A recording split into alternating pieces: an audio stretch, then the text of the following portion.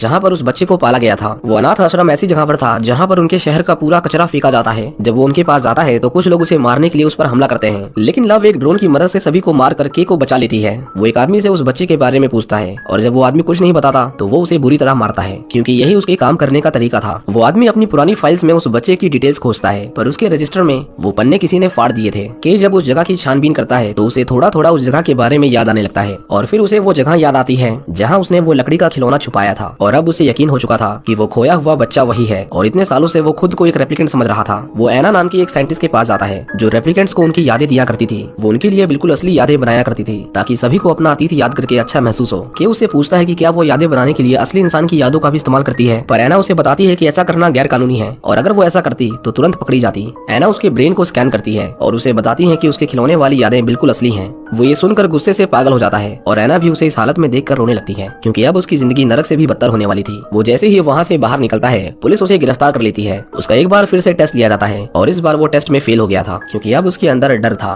कि जोशी से झूठ बोलता है कि मैंने उस बच्चे को ठिकाने लगा दिया है। लेकिन टेस्ट में फेल होने की वजह से जोशी उसे 48 घंटे का समय देती है दोबारा से उसे पास करने के लिए। वो निराश होकर अपने घर आता है और उसके चेहरे पर फिर से वही मायूसी थी। हम देखते हैं कि उसके घर में वही प्रोस्टिट्यूट आई थी जो के का पीछा कर रही थी, लेकिन फिलहाल उसे जोई ने बुलाया था ताकि थोड़े ही समय के लिए पर के खुश रह सके। जोई उसकी बॉडी को कवर कर लेती है और उस रात के और वो लड़की इंटीमेट होते हैं। वो लड़की बहुत चालाक थी। वो उसकी जैकेट में एक ट्रैकर डाल देती है, क्योंकि उसकी गैंग का काम था ब्लेड रनर्स को मारना। उसके जाने के बाद जोई के से कहती है कि वो उसे एम्यूलेटर में ट्रांसफर कर दे, लेकिन के ऐसा नहीं करना चाहता था, क्योंकि अगर उस एम्यूलेटर को कुछ भी हुआ तो जोई भी खत्म हो जाएगी। पर जोई की रिक्वेस्ट पर के उसके सारे डेटा को ट्रांसफर कर लेता है और ऐसा करते ही कंपनी जो जोई के जरिए उस पर नजर रख रही थी वो चौकन्नी हो जाती है। लव तुरंत जोशी के पास आती है और उसे के की एग्जैक्ट लोकेशन के बारे में पूछती है, पर जोशी उसे बताने से साफ साफ मना कर देती है, जिसके बाद लव उसे मार डालती है, क्योंकि उसने उस बच्चे को मारने के ऑर्डर्स दिए थे जिसका जिंदा रहना उनके लिए बहुत जरूरी था। के एक आदमी के पास जाता है जो पुरानी चीजें कलेक्ट किया करता था और ये लोग एक मशीन की मदद से उसके अंदर की रेडिएशन से पता लगाते हैं कि वो चीज कितनी पुरानी है और उसे कहाँ बनाया गया था। वो के को एक लोकेशन बताता है और जब के वहाँ जाता है तो हम देखते हैं कि वो जगह एकदम उजाड़ हो चुकी है। आसमान बिल्कुल लाल था और रेडिएशन का लेवल किसी इंसान के रहने लायक तो बिल्कुल नहीं था। उसे एक पुरानी बिल्डिंग मिलती है जहाँ पर के को रिक डेकर्ड मिलता है। रिक भी पहले कभी ब्लेड रनर हुआ करता था, इसीलिए उसे पता था कि के उसे मारने आया है।